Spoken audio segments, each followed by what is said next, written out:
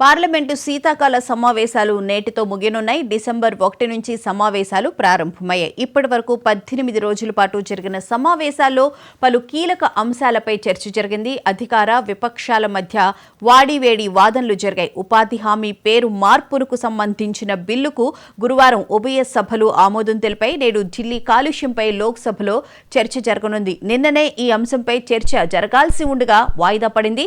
దేశ రాజధాని ఢిల్లీని వణికిస్తున్న వాయు కాలుష్యంపై చర్చను విపక్షాల తరపున కాంగ్రెస్ ఎంపీ ప్రియాంక గాంధీ ప్రారంభించనున్నారు. ఆమెతో పాటు కనిమొళి, డింపుల్ యాదవ్ వంటి కీలక నేతలు ఈ చర్చలో పాల్గొని పెరుగుతున్న కాలుష్య ముప్పుపై గళమెత్తనున్నారు. మరోవైపు అధికార బీజేపీ తరపున నిషికాంత్ దూబే, బన్సూరి స్వరాజ్ చర్చలో పాల్గొని ప్రభుత్వ చర్యలను వివరించనున్నారు.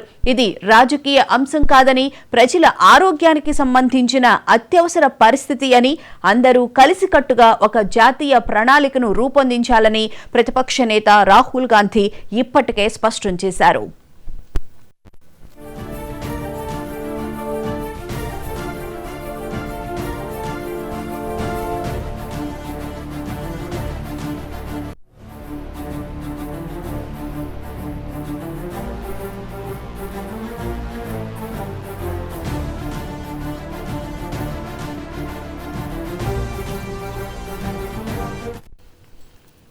దేశవ్యాప్తంగా గ్రామీణ పేదలకు ఉపాధి కల్పించే ప్రతిష్టాత్మక మహాత్మా గాంధీ జాతీయ గ్రామీణ ఉపాధి హామీ పథకం ఇకపై కొత్త రూపం దాల్చనుంది.